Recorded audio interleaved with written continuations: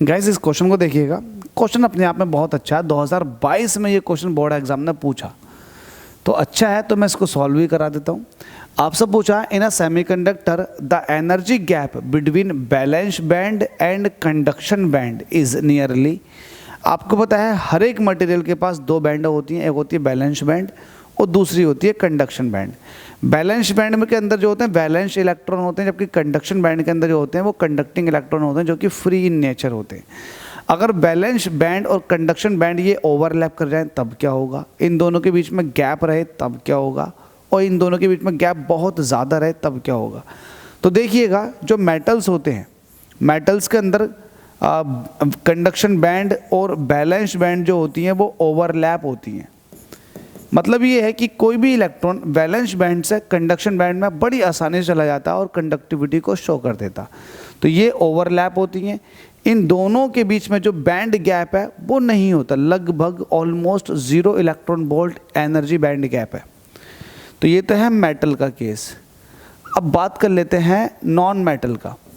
Non metal जिसको आप कहते हो एक तरह से इंसुलेटर।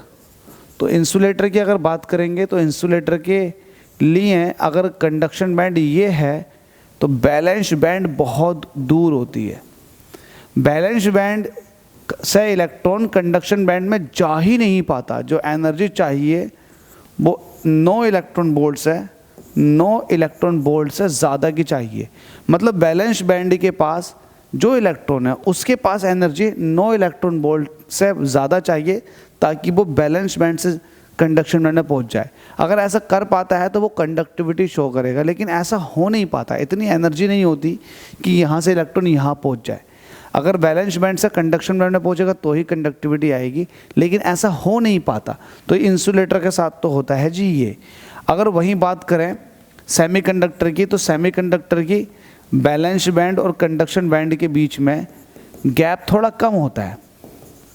इनके बीच में जो गैप होता है ऑलमोस्ट 1 इलेक्ट्रॉन वोल्ट के बीच का होता। तो जो एनर्जी बैंड गैप है between conduction band and balance band for a semiconductor, ये 1 इलेक्ट्रॉन वोल्ट का होता। तो यही आपसे पूछ रहा था, तो इसका आंसर बी हो जाएगा। 2022 में इस क्वेश्चन को पूछा गया। ध्यान रखना, बैलेंस बैंड से इलेक्ट्रॉन निकल करके कंडक्शन बैंड में जाएंगे तो ही कंडक्टिविटी शो करेगा।